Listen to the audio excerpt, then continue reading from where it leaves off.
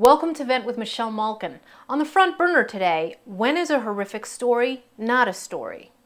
You can't avoid the crimification of TV news. Cable news programs that used to focus on politics now all look like court TV knockoffs. Grisly murders, kidnappings, rape. So why is it that some stories that reverberate with the American public don't make the airwaves? In my mailbox every day for the last several months, readers have asked about the tragic case of Chris-Newsom and Shannon Christian. Here is their story. On January 6, 2007, the two young University of Tennessee students went out on a date. They were to go to a friend's house to watch movies, but they never arrived. Their night out would end in horror. First, they were carjacked at gunpoint while driving Christian's Toyota 4Runner. They were then taken to a Knoxville house where, according to the 46-count grand jury indictment, Chris-Newsom was repeatedly gang raped while Shannon was forced to watch. The assailants tortured Newsom, shot him, and set him on fire near railroad tracks not far from the house. The attackers then tortured Shannon, gang raped her, poured bleach down her throat to destroy DNA evidence, and murdered her. There are unconfirmed reports that both Newsom and Christian were sexually mutilated. Newsom's gasoline-soaked body was found beside the railroad tracks the day after the crime. Police found Christian's body in a garbage can inside the horror house in 5 separate trash bags 2 days later. The house belonged to 25-year-old Lamaricus Davidson. He and 4 others, Eric Dwayne Boyd, George Giovanni Thomas, Latalvis Cobbins, and Vanessa Coleman, have been indicted with a slew of crimes from theft to kidnapping to torture, rape, and murder. What motivated the 5 to commit such brutality against total strangers? Was it theft?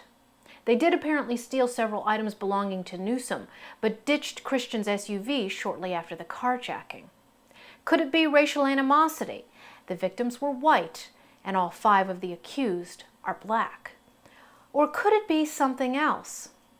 Well, the national media that descended on Durham, North Carolina to give us every twist and turn of the Duke non-rape case, and the same national media that still reminds us of the racially motivated James Byrd murder and the killing of Matthew Shepard, hasn't asked why. In fact, the national media hasn't asked any questions about the case. It hasn't even reported it. The national media hasn't shown any interest in the crime at all. We get a steady diet of Anna Nicole, Natalie Holloway, and John Bonet, and Paris Goes to Jail, but never hear about the Christian-Newsom murders on cable, in the New York Times, or anywhere outside blogs in the Knoxville, Tennessee local media. Why? Bloggers have a theory. The national media isn't interested in this case because it doesn't fit any useful, politically correct narrative.